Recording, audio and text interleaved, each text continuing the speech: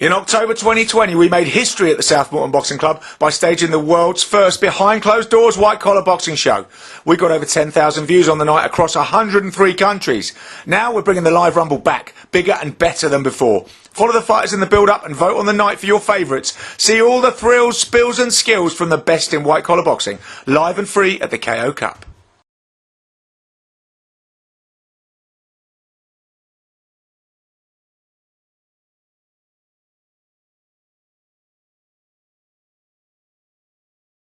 Guys, Ebanie Bridges, the Blonde Bomber. Make sure you guys tune into my world title fight. I'm fighting for the WBA bantamweight world title on April 10th against Shannon Courtenay in the UK. You can check it out on DAZN and Sky Sports. Don't miss it. It's going to be epic. Ebony, great to see you again. It's really good to chat because the last time we talked, we were talking about you having a world title shot. You know, it just landed. It was a surprise. It was amazing. You went into camp in Philadelphia. Your big title shot had finally arrived and injury struck. It was a bit devastating. And, you know, now it's so great to talk to you when everything's fallen in place for you again. It seems like it was meant to be the last time because now you've got the title shot, you know, against Shannon Courtenay on April the 10th. You're rolling straight off a fight, you know, last weekend, which was a great win. First time going 8 rounds, you know, really good win. You know, you're not going to get out of camp. You're training straight through in Philly. And you're coming over to England on April the 10th to fight on that Matchroom show. How are you feeling? Yeah, I mean, exactly like what you said. It's like it was meant to be. And that's why when that happened, when I did injure myself last year, of course I was disheartened. I was heartbroken. But at the same time, I just know everything happens for a reason. And I truly believe that. And that's obviously what kept me going through it and kept me not being so disappointed about it all, because I'm like, this has happened for a reason. I don't know what the reason is because I'm missing out on a world title fight, but, you know, it's happening for a reason. And, you know, I just think the circumstances this time around is so much better than what it would have been for that fight, you know. Yeah. That fight in November, I had been out for a while. These girls had back-to-back, you know, had fights, and it was just like, yeah, I mean, you know, I'd only done 6 rounds once. Other than that, I'd never been past 3 rounds. I've had like 1 round, a 2-round fight, and like a 3-round fight. So it was like I hadn't really gone the distance. So it just, like I said, everything happens. The 8-round fight, you know, man, I can't even. If you didn't watch the fight, you won't know. But I will post the fight, but after the Shannon Courtenay fight, because I'm not putting out footage. So stay tuned, because I will post it. But if you see that fight and you see that girl or that woman that I was fighting, I swear on you, I have never punched someone so tough in my life. Even the commentators were just like in disbelief, like at how tough she was, because she was eating punches, and I mean like good punches. So I mean, it was meant to be. You know, because it pushed me to do the 8 rounds, and it was a bit of a dog fight, you know, because you know, I like to fight.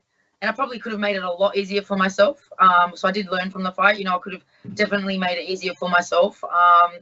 But at the same time, you know, I got like, it was an intense, high pace 8 rounds, you know. And it just proved to me and showed me, look, I after like a 13-month layoff, an injury, come in and fight like 8 high pace, non-stop rounds. It just gives me more confidence, really, you know. And it sounds like perfect prep for this fight. And how do you see this fight going? You talked about the dog fight, but obviously what people are saying as soon as this fight was announced is, you know, you've got 2 come forward fighters who like to stand and trade. So, you know, it's a kind of fight made in heaven for fight fans. Is that how you see it playing out? Do you see Shannon coming straight to you? You going straight to her? What do you think is going to happen? Yeah, no, I don't see her coming straight to me. I don't. Maybe later on, when she gets a bit tired, or she kind of, you know, results. Because what I find with Shannon from watching her, she wants to box a little bit. She goes backwards on the back foot quite a bit in the first few rounds, and then later on she goes back to that what's natural for her, which is just walking down and walking forward. You know, I feel like she doesn't start like that. You know, generally. You know, I really don't know what she's going to do. I know what I'm going to do. You know, I'm going to pressure her. But I think I'm being really underestimated in this fight, which is good for me, because I think I get looked at like I am just a bully and a walk forward fighter, and that's just because, mate, like, why wouldn't I do that if I can just finish them? And if I can like finish people early or hurt people, then yeah, you know, like, do it. But if I'm up against someone, that I need to use different skills, I can do it. I come back. I'm very, I'm not one-dimensional, but I just haven't had to use dimensions. You know what I mean? So, like, Yeah. well, I haven't had to yet. And if Shannon gets me to do that, then I will. It just depends on what's worked. I've got a big toolbox. So I'm confident no matter what she brings, that I'll be able to neutralize it or adapt and come to it and that. So I do think I really do think it's gonna be an exciting fight for the fans. I do, because I think we are very similar. Even our styles, like, we're similar. She likes to kind of sit and pick shots as well. She's not just like a brrr kind of fighter. Like I say, a ball fighter that just like lets her hands go. I feel like she has a bit more of that pro style. Like, she takes her time. So yeah, I think she's strong. So, and she has good timing. And I feel like I have very similar things to that. So it's going to be, to be honest, I think it's a very even match fight. I think it's a 50-50 fight in my head. And it will just come down to who wants it more, and who has the better game plan and who can adapt, because I would assume there would have to be some adapting. Okay, and I would say as well, I mean, you're coming in, she's the matchroom fighter, you're coming in as the away fighter, and you're coming, from Australia to England, so you're very much the away fighter. But is it going to be a factor for you having Conor Benn headlining? Because I know you're great mates. So, is that, with him being in the bubble, is it going to make it more friendly to you? Do you think just him being the headline of the show, is that not going to make a difference? No, I mean, I haven't talked to Conor for a while. I'm good friends with his sister, but yeah, I'm not going to go in there and like, he has a very important fight to focus on as well. Just like me, we both have very important fights to focus on. So I'm going to be just totally focused on myself and I suppose making relations with matchroom people, like staff and stuff like that. Like meeting, like that will be my thing. That, and just enjoying the time in there. No matter where I go, I feel at home. Because I just get along with everyone. I'm just one of those people that can just get along with everyone, and I just feel like I fit in no matter where I go, really. So there's absolutely no stress, and I actually love new environments, and I thrive off meeting new people and that kind of stuff. So, like I said, like, I come to Philly. The first time I came to Philly, like, I fought in America. I never met my manager before, never met the trainers here before. I didn't come with my trainer. I came here by myself for 3 weeks camp, and I fought by myself with these people I've just met. You know what I mean? Not even my coach from home. So, like, I'm not, that kind of stuff doesn't bother me. I just get in, I make no excuses, and I fight. It's just me in there in reality. So it is, I think I feel like not a disadvantage. I mean, she's a matchroom fighter, she's a home fighter. I feel like I've got more support, to be honest. And I do feel like a bit of a home fighter there with the fans wise. But as for, obviously she being signed to Matchroom and all that kind of stuff, and what Matchroom want to do, I mean, yeah, that can be a bit of a thing. But, and I've also obviously came, like, if you had any idea of my week, like, I literally had a fight. I had an 8-round fight, a grueling fight. Then I didn't sleep because, I'm pumped, and I knew that this fight was coming. So now I was just thinking, like, okay, now I've got to get to America. Couldn't sleep, and I'm like, I've got to book my tickets, because we couldn't book my tickets before the fight because I had to win the fight, and I had to come out uninjured. Otherwise, I couldn't have fought, So it wasn't like I could plan anything before that fight, and I couldn't really focus on anything before that fight because I wanted to focus on Carol. Like, you can't do that. I can't be thinking beyond because I have to get through her first. So as soon as my fight was over, like, that was it. Now I had to think about everything else, and didn't sleep, had to book my flights, had 1 day to pack and prepare everything for over a month. Like, I'm going to be away from home for like nearly 2 months, maybe more, because, got quarantine and everything like that. And I had to do that in 1 day. Then do a 25-hour flight from Australia, take 3 different planes to get to Philadelphia. Then I got to Philly late at night, had an okay sleep, and I woke up at 8 a.m., went to the gym and trained. Then I came home, just relaxed, and then went back to the gym at 9 p.m. That's straight after doing all of that. And I haven't stopped. I haven't stopped. So it has been a really, really, really full on, and so many emotions and so many, but just having to get it done, and no excuses, just like, got to get the work done, got to fight in 3 weeks.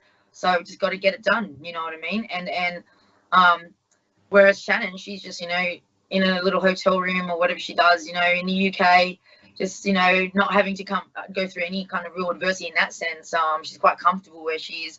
She doesn't have to do another flight. I have to do another flight to the UK in 2 weeks, you know, another 7-hour flight, another 5-hour change difference. So there's a lot of things there that I got to deal with. But like I said, and I've said it previously, is that I thrive off adversity and things that are hard, you know.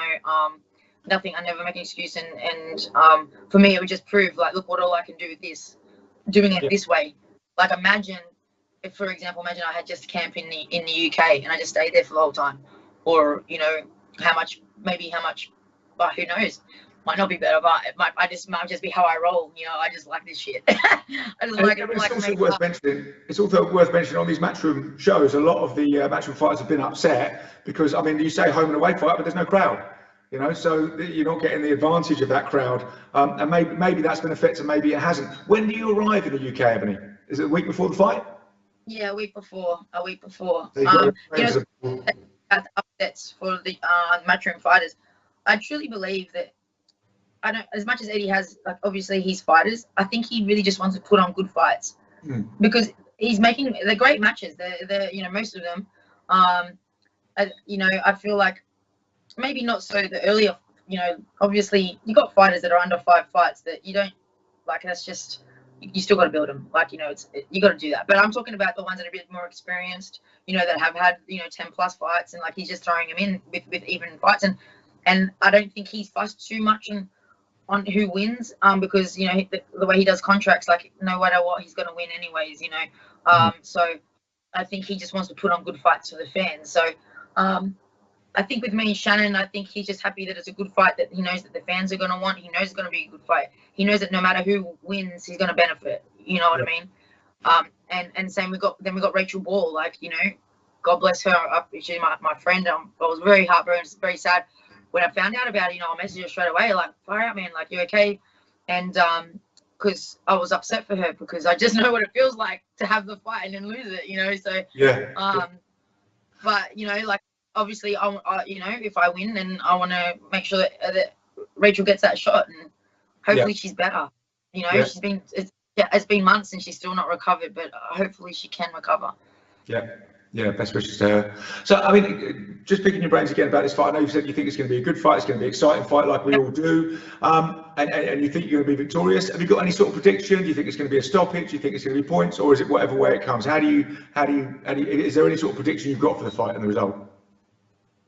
Well, look, I don't go in there to stuff around. You know, I don't play with my food. So I'll be going in there, you know, I don't look for a knockout, but you know, I'd like a knockout. You know, if it's there, I'm definitely going to take it. But, you know, Shannon, she gets hit. I mean, she does get hit a bit, and she seems to have a bit of a tough head. I know that Rachel dropped her, and Rachel's not known as a puncher, but, you know, that comes down to timing, and I think Shannon was cold. That was a bit of a flash knockdown in the first round, so I'm not really, like, betting on that like, she has a chin just because of that, because I know flash knockdowns, like, doesn't matter, like, they can just happen when you're cold, you know. So I think she's tough. I think I'm gonna have to work for it. I do want to see a knockout, and everyone that knows me is saying you're gonna knock her out, so we'll see. But I'm definitely gonna be victorious. That's all I know, and I wouldn't be surprised if it's by a knockout. Yeah. Okay, Ebony. Well, look, thanks ever so much for that. It's brilliant to see everything fall in place for you, you know, after the disappointment of last time. It's so great to see you back, and you're finally going to get to the UK, finally going to get to see the UK fans, and, you know, and it's in this world title. So we just... And I'm positive. Yeah. So we just wish you all the best for that, and, you know, look forward to that April the 10th show. Thanks very much. Thanks so much, John. Appreciate you. Thanks.